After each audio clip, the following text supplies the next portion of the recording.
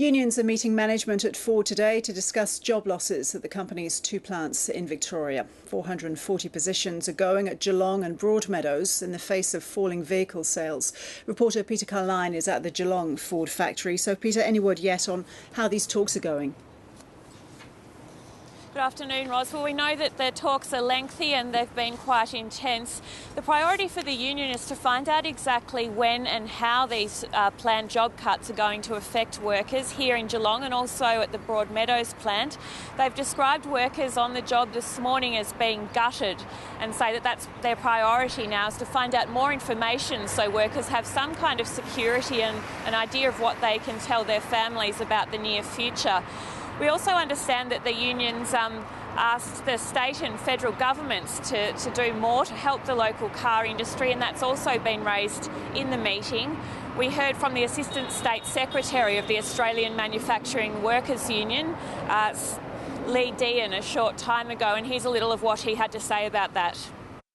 33% in this country, 33% of Australian-made vehicles only are in the government fleets. Why is that the case? It should be 100%, and why is it not? And the Australian public should be asking all governments, state, federal, all governments, why aren't they, if they're not, and a lot of them are, but if they're not driving an Australian-made vehicle, why not? And when are you going to start doing it? And Peter, Ford said yesterday that they hoped that most of the job losses would be voluntary. Any clue yet as to how many jobs would go in this way and how many people would be sacked? Not as yet, Ros. The union says that they're short on information. There's been some suggestion today that the numbers might be a little bit flexible, but we're yet to hear more from Ford on that yet. As you mentioned, Ford's hopeful that the redundancies will be taken up voluntarily, but the workers that we've spoken to this morning are certainly very hopeful that they'll be keeping their jobs, and there's not a lot of support for voluntary redundancies at this stage. What's the wider impact of these cutbacks likely to be on the car industry as a whole in Australia?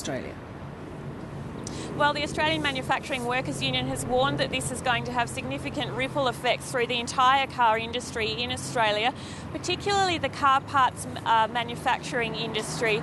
We've heard reports today that Thailand has been offering tax breaks to Australian companies to set up business there, and that the union's saying that their Australian companies are vulnerable to that at the moment, and that if we're not careful we may see a number of car parts suppliers collapse here.